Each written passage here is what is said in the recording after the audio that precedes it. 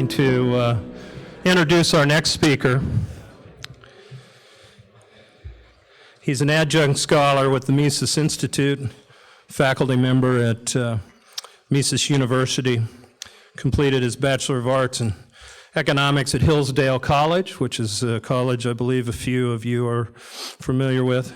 Got his PhD in Economics at NYU.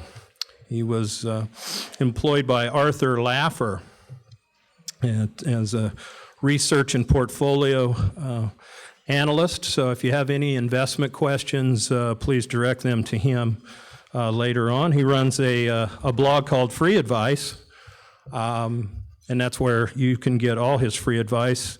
Any other time you want to hire him, he is not for free. He is the author of The Politically Incorrect Guide to Capitalism. He's written our study guides to Man, Economy, and State with Power and Market. He wrote the study guide for the Institute for Human Action. His latest book is The Politically Incorrect Guide to the Great Depression and the New Deal.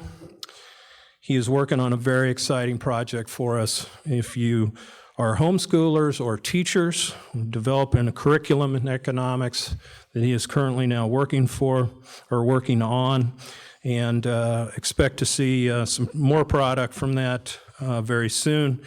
He should have a great affinity for the Mises Institute. He went to Mises University, but also he, along with the previous speaker, Peter Klein, they met their respective spouses at the Mises Institute. So if you just think it's deep thinking and economic thought going on, there's other things going on, and so if you've got a son or daughter that's a little hard to match, think about Mises U. Speaking today about how the Fed is retarding recovery, Mr. Robert Murphy.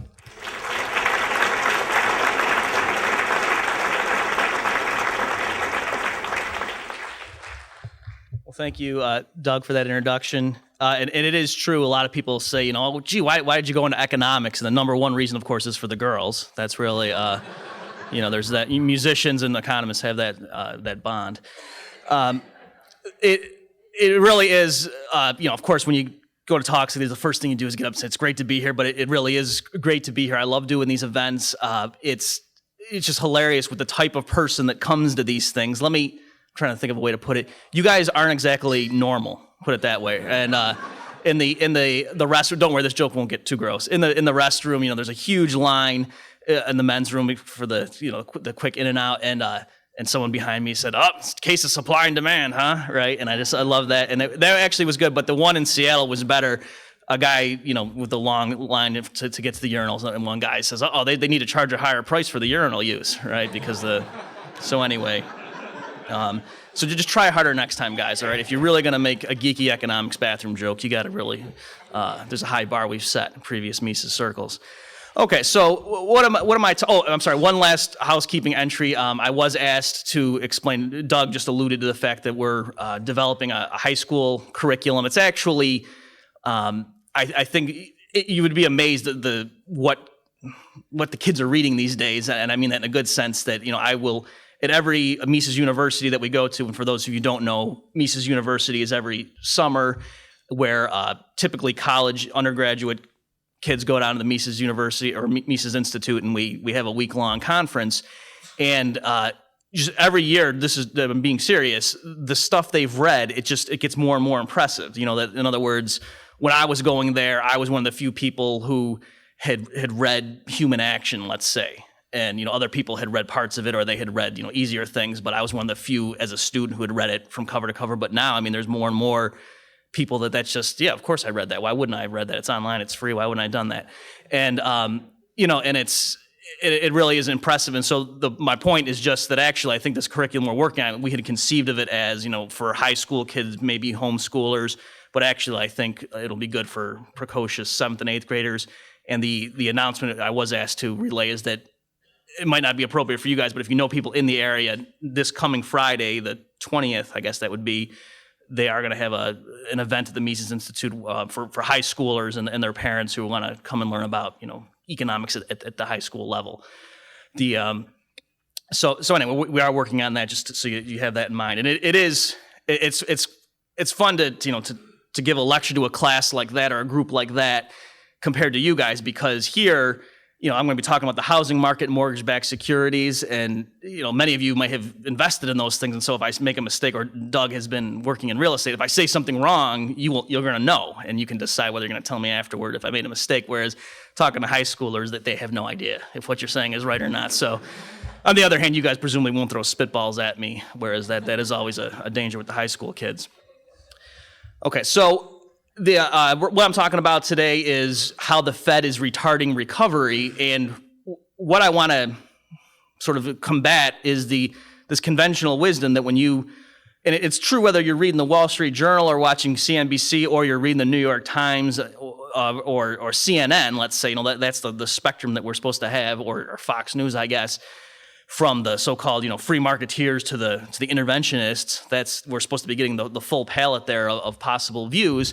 But I mean, almost everybody is saying, with the occasional exception, there's a few op-ed writers in the Wall Street Journal, but the typical line is, even if you're against what the Fed is doing, in terms of since the crisis set in, the things the Fed has done, they generally are saying things to the effect that, yes, the Fed rescued us and it prevented another Great Depression, but we think maybe it's time to pull back that emergency measure, to take that medicine away, because now it's done the job, and now we run the risk of over-medicating the economy, right? And that's the threat. Or to put it in more economic terms, they say, yes, the Fed, by lowering interest rates, it has stimulated recovery, and it was a much-needed dose of help from the Federal Reserve, and thank God we have the Fed.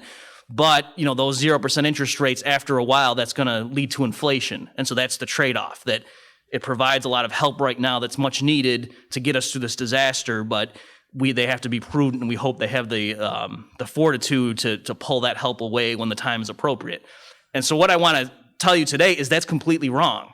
That everything the Fed has done since the onset of the crisis in and of itself has been a bad thing, let alone the possible repercussions later on. So in other words, it's not merely that by doubling the monetary base in 6 months or whatever the exact figure is, the Fed has sown the seeds for future price inflation, and that's the only downside to be weighed against all the benefits of doubling the monetary base in 6 months. That no, doubling the monetary base in 6 months in and of itself has been a bad thing, and I want to just go through some of the reasons for that in the talk today. All right, so first and foremost, just the thing that everyone thinks is the help, the benefit of low interest rates. So the idea is that if we didn't have a Fed, if we had a purely free market, or if Bernanke had been a mean guy and didn't want to help people, when the crisis set in, what happened? And when I say when the crisis set, I guess largely people have in mind September and October of 2008, but even the rescue measures started well before then. But let's just join the debate the way most people have it in mind and talk about things like after the fall of Lehman. And let me just go on a little bit of a tangent. Even right there, the debate is all screwed up when people say that, you had totally free market and then Lehman fails and, the credit markets are roiled and everyone's panicking and it would have been the end of the world financial system, but for the interventions. But I don't think that's true. So for one thing, there was a good article, actually it was in the Wall Street Journal by Zingales and I think John Cochran. I might have my economists mixed up, but there was two Chicago school guys, and they actually had a great chart showing that the real panic in terms of looking at the spreads between corporate bonds and other types of debt versus what was considered to be really safe debt in terms of U.S. Treasuries, those spreads didn't explode the day Lehman failed or the day after. It was only a little bit further after. And if you look at the timeline, when Paulson and Bernanke were telling Congress, we need $700 billion for this TARP or else the world's going to end. Right, so that was what really made the panic start. So it wasn't the fall of Lehman per se. You really saw the objective measures of panic or crisis in the system kick in only when Bernanke and Paulson were pointing at the Lehman failure and saying, because of this, look at, we need $700 billion. So the idea is that maybe it wasn't that the system itself was really that precarious. It was that investors wondered, well, gee, what the heck does Paulson know that we don't know? right? And in retrospect, what he knew was that this will help Goldman Sachs. But that's you see what I'm saying? So even the conventional story, the way they tell it, isn't quite right. And then even pushing it further, even if it were true that the Lehman collapse per se was really where we can point to, oh man, it's a good thing we've had the Fed and the Treasury doing extraordinary measures since then. Otherwise, the free market would have brought us to our knees. Well, no, because part of why Lehman was such a shock is that they had earlier either directly bailed out or the Fed behind the scenes to sort of brokered takeovers of Bear Stearns and other things that were in trouble, right? And so part of why Lehman was such a shock was that was an about face from what the government had been doing up until then. Okay, so in contrast, if, say, way back in the fall of 07, or excuse me, the summer of 07, when it was clear that, you know, the subprime thing was a problem and that, you know, there was a lot of losses that were going to be on the books of these firms that had dabbled in mortgage-backed securities, if at that point George Bush had said, hey, guess what? I'm supposed to be a free market guy and we're not doing anything to help you. This is a profit and loss system.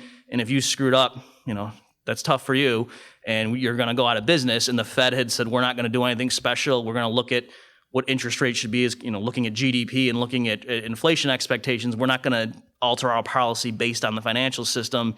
If you screwed up, that's, you know, tough for you. If they had done that consistently since the onset of these problems, then the Lehman failure wouldn't have been such a big deal. Right? Whereas, again, the reason it was such a surprise was people had been led to believe no big firm is just going to be allowed to collapse because it's too big to fail, because that's what the government had done up till then. All right. So anyway, I just want to point out that the very first step in the argument when people are trying to explain why the Fed has saved us is wrong, and that the crisis that they say would have happened had we just followed laissez-faire capitalism. We don't know, because they didn't allow laissez-faire capitalism at any stage in this. But okay, what about the idea of bringing interest rates down? And in here, the people who are for the Fed, the people who are saying the Fed rescued us and provided temporary relief, perhaps at the risk of long-run inflation, they're going to say that the idea is pretty simple, that, you know, high interest rates are tough. If you're a business person and you have bad loans on your books and you're having trouble getting financing, well, surely other things equal, if the Fed has low interest rates, it's cheaper for you to borrow money from the Fed. Or even if you're the third firm in line, if somewhere up the chain of lending, if they can get money from the Fed at 0% or 0.25% interest rates, that's got to be a good thing, right? And I want to say that, yeah, it's good from any individual firm's point of view if you want to go borrow, but it's not good from the system as a whole's point of view, or the economy's point of view, because those prices mean something, right? So let me just give you an analogy, and a lot of you have studied free market economics and you'll recognize this, that what happens when we try to motivate the problems with price controls. Let's say there's a blizzard in some small town somewhere, and they're cut off from the outside world. There's a huge blizzard, and a lot of people think, oh, well, the way to help those people is to make sure that the local shopkeepers, they don't engage in price gouging, right? That they don't, for generators and batteries and canned goods and bottled water, that they don't just jack up the price and take advantage of those poor people because they get hit with the blizzard. But actually, if you've studied economics, you know that that's not true. What happens in that situation is, you got a fixed supply, the demand goes way up because people are panicked that, the trucks from Sam's or whatever might not be able to get in here for a few days. And so the inclination is every household runs to the store to clean out the shelves, to stock up their pantry, but you don't want that to happen. You don't want the first 10 people who get to the store to clean out the shelves and get 6 weeks of canned tuna and bottled water, and then the person who's 11th in line gets to the store and the shelves are empty. So how do you ration the available stockpile so that everybody gets enough to get through the few days until the blizzard gets, the streets get cleared and so on, is you allow the prices to go up. All right, so that's just to give you an example. So you might think that, isn't it nice, isn't it helping the people by checking the evil, greedy profit-seeking of the merchants who want to exploit them in their time of need in this emergency? But no, actually, you're not helping them. Yeah, you're helping the people who get to the store first, but you're actively hurting the people who show up after the tuna runs out or whatever it is, the thing that's in short supply. Okay, so the broader point there is market prices really mean something, and you're not creating more wealth by holding prices below where they should be. So then in the context of the financial crisis, yeah, when investors realized, oh my gosh, all these mortgage-backed securities that these firms are sitting on actually aren't worth what we thought, and so now a company that has a lot of these things on its books, if it wants to borrow money from me, well, I'm going to ask them for a much higher interest rate because they're a much riskier proposition right now than I would have thought a month ago. And so that's why you see, the interest rate on certain corporate debt, especially for particular companies, started going way up. And so it's not true to say that by the Fed's interventions, and part of the way they try to measure the effectiveness, they say, look at Bernanke's Save the Day, is they'll show charts of the spread between corporate debt and treasuries, things like that. So what that means, I know some of you are new to this and you don't have a finance background. I'll try to simplify it. The idea is what investors were demanding in terms of an interest rate to lend money to the U.S. government as opposed to a major financial institution or even just to a regular Fortune 500 company, that the gap between that, because the U.S. government is considered safer, right? That it's much more likely, even though the way they get their money is a bit dubious to some of us in the room, the idea is that, if you buy a 10-year bond from Uncle Sam, chances are you're going to get that money paid back to you. Uncle Sam's not going to default to the same probability as some other private company. Even if it's a strong company, ultimately the government can just tax people and pay you off, or they can print the money and pay you. So people aren't so much worried about the Treasury literally defaulting on its bonds. Although the probability of that event, it's like 2.5 to 3 times higher now than it was like 18 months ago. If you look at the prices for certain things protecting you from that event. So even though it's still considered, the U.S. Treasury is still considered a safe investment, it's a lot riskier now in investors' opinions than it was even just 18 months ago.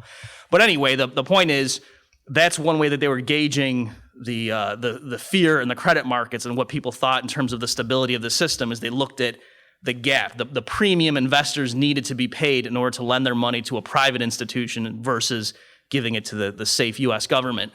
And so those spreads exploded, as I say, in the fall of 2008, and since then they've come way down.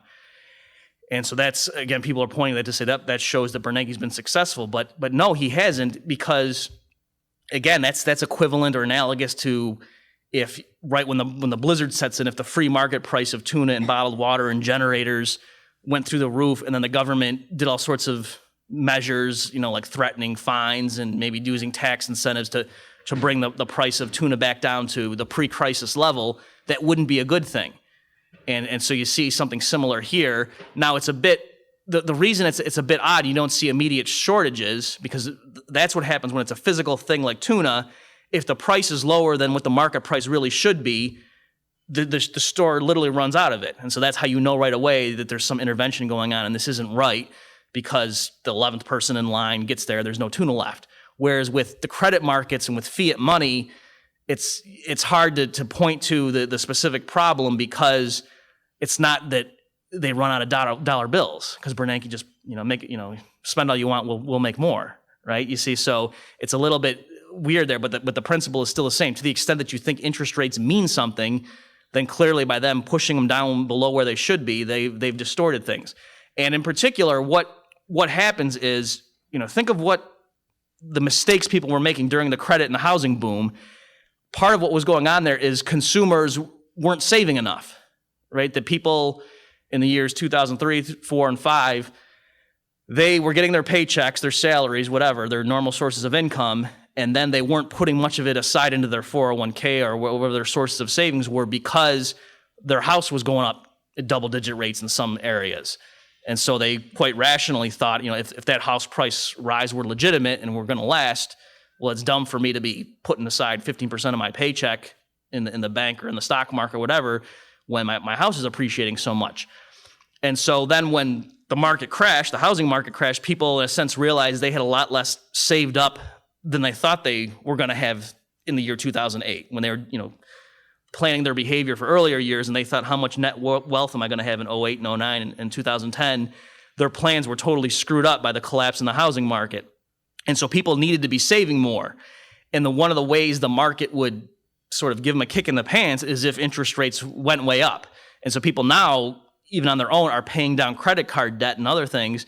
But can you imagine how much more quickly they would be paying it down if the APR on your normal credit card were 50% right now instead of whatever the rate is? All right. So my point is just the reaction people need to make once they got the new information should have been a lot quicker and more severe. And yet, in a sense, what's happened is that the government has done everything in its power to tell people, oh, don't worry, just keep living the way you were during the housing boom. We'll get through this. There's no reason to alter your behavior. And we know that that's the case, that they're trying to get people to spend more, to go out and borrow more and stop paying down your debt. That's a bad thing. Okay, so again, lowering interest rate per se is not a good thing if the interest rate should have been really high. Another problem with what the Fed's doing is it's fulfilling or perpetuating what's called moral hazard. And there, I'll be brief on this particular point.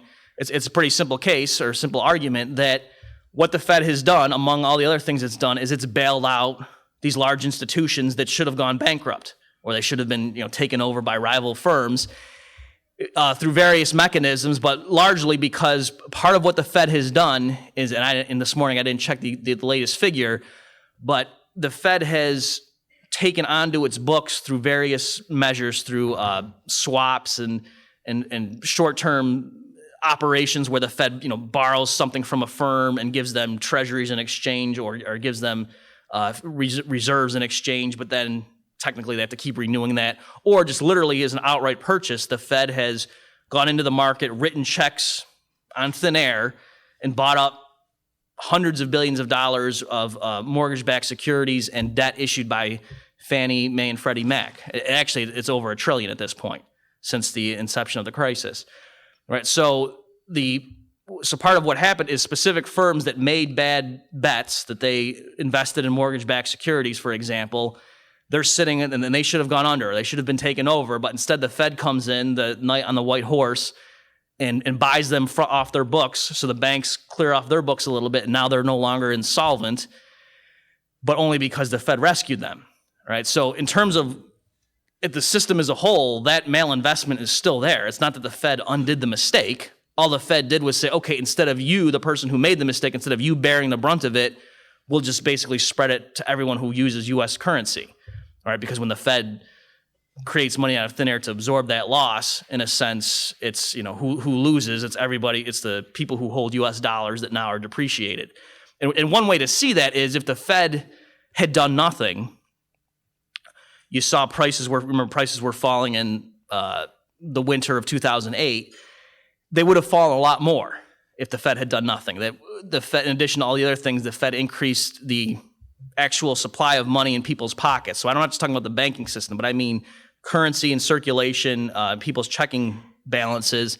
That number went up something like 17% in the second half of 2008. And so as much as prices fell anyway, like the price fall was being buoyed up by the fact that they allowed the money supply to expand. And so if they had really done nothing and just sat back and let the thing run its course, prices would have fallen a lot more. So you would have seen a lot of firms failing, but people who had nothing to do with mortgage-backed securities, people who were just living on a fixed income, let's say, or other workers who weren't getting laid off, they would have gone to the store and they would have seen prices falling, so they would have had more purchasing power. So it's people are a lot of times acting as if the only way the Fed's actions are going to hurt is if prices rise down the future. But no, prices did already rise relative to where they would have gone had the Fed done nothing. All right, so even there was a transfer from people who had nothing to do with the housing mistakes of the housing years, and we're going to the people who got bailed out. So why is that a problem? Besides just the inherent injustice of it, the simple transfer of wealth from people who had nothing to do with the mistakes to giving it hundreds of billions to the people who made these mistakes, the problem is the precedent it sets. That to the extent that a lot of the mistakes made during the housing boom years were because managers were incompetent, or rather what they were doing is they were being a bit too aggressive during the housing boom, right? They were making money hand over fist when home prices were rising at double-digit rates. There was a lot of money to be made in financial institutions, going around to banks saying, I don't care who you lend the money to, just get people into houses, get mortgages, we'll take them off your books, we'll combine them, slice them and dice them, and then sell them off to investors in China and elsewhere. and then we'll earn our commissions.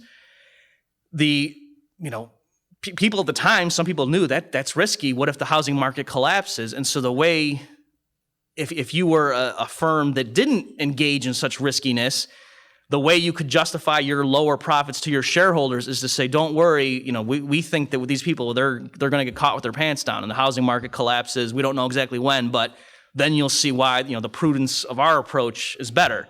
That, yeah, we're not making the huge returns and our executives aren't getting these multi-million-dollar bonuses, but we're looking at the long term.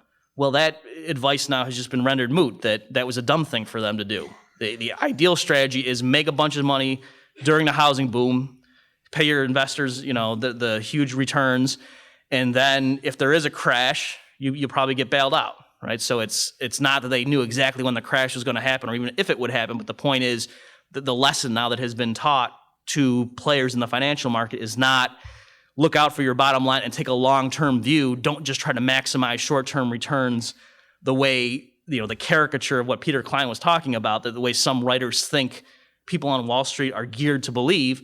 Well, yeah, they've just been taught that is what happens. That is the way to succeed because, the rules are going to change. You don't know what's going to happen. The Tim Geithner could just wake up next week and say, we're going to cancel all these types of loans, or we're going to introduce some new lending program to bail out firms that are getting in trouble. So you see that the incentives have all been changed.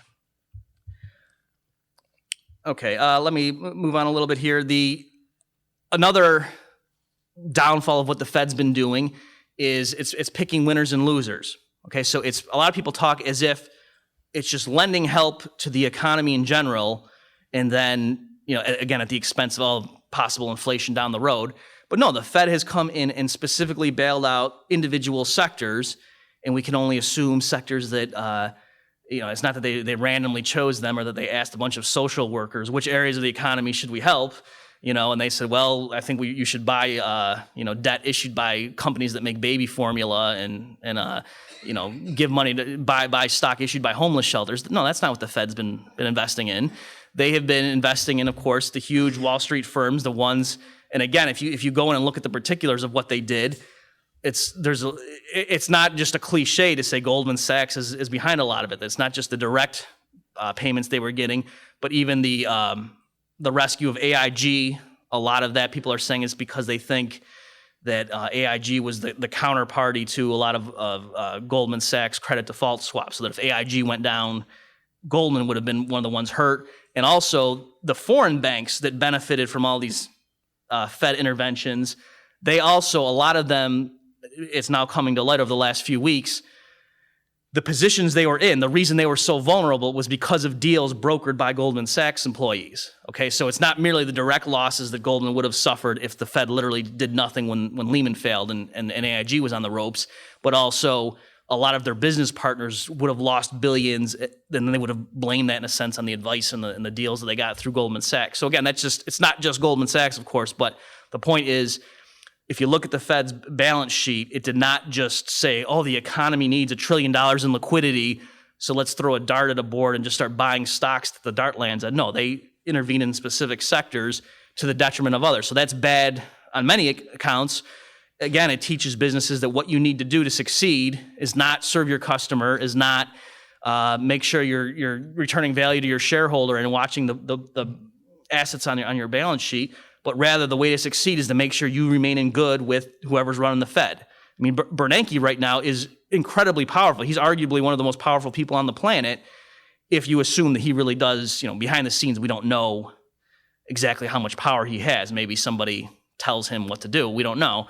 But in terms of what the Fed chair ostensibly has the power to do, that's incredibly powerful. He literally could destroy the economy tomorrow. He could just say, we're gonna sell everything off the books, right? And that would just cause the markets in turmoil. Or he could say, we're gonna buy up every mortgage in America. And technically, he has claimed the right to do that.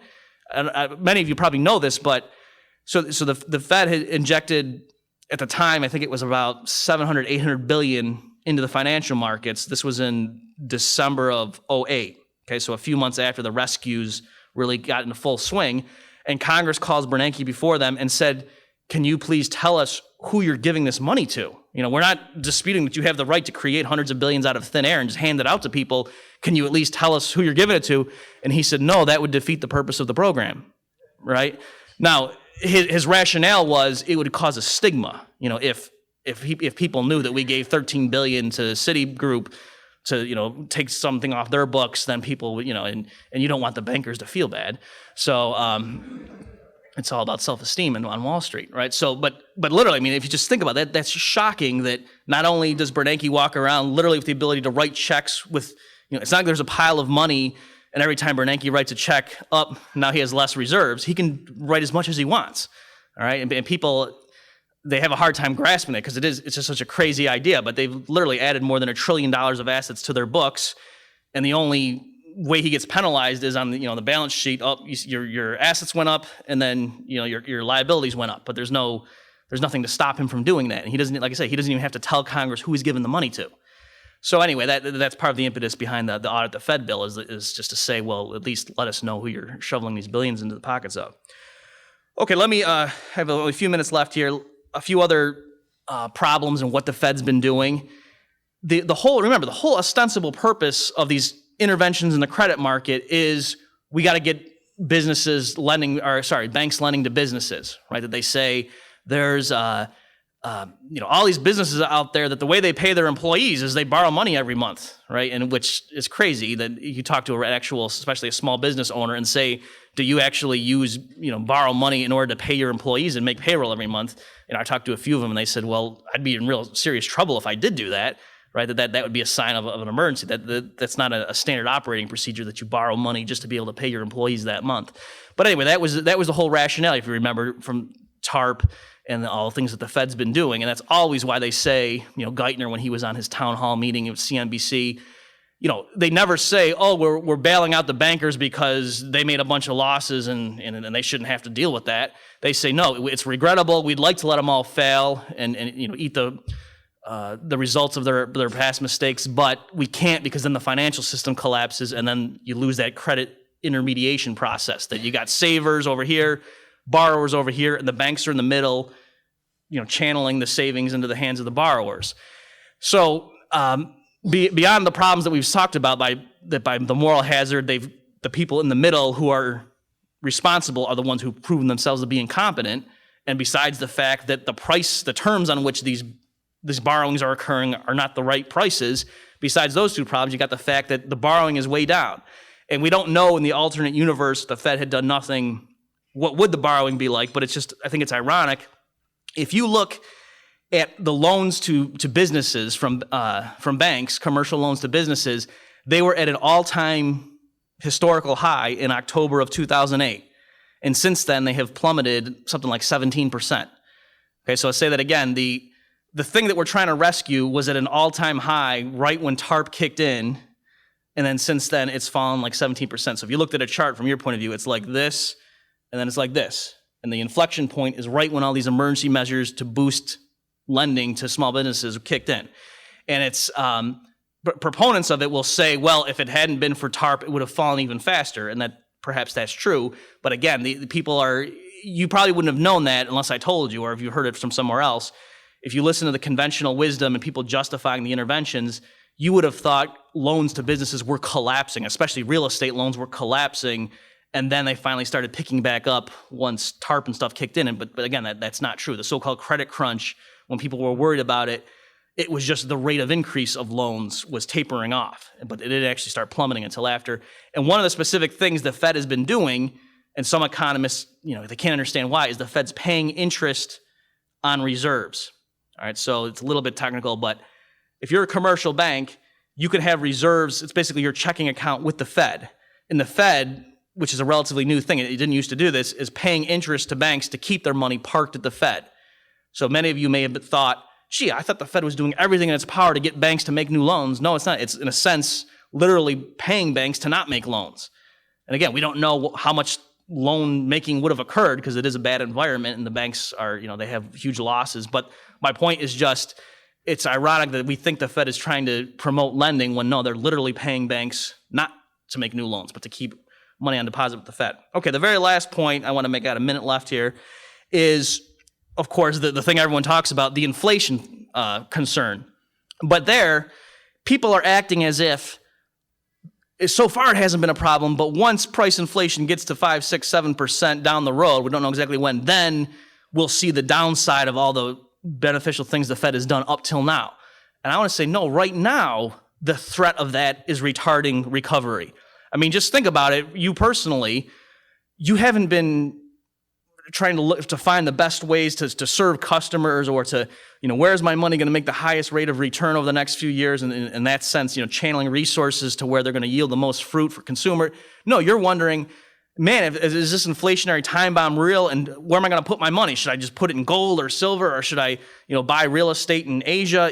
Right. So when people are worried about massive inflation, they're not doing what they're supposed to be doing. Right. That sort of, in a sense, takes away the whole benefit of a monetary economy.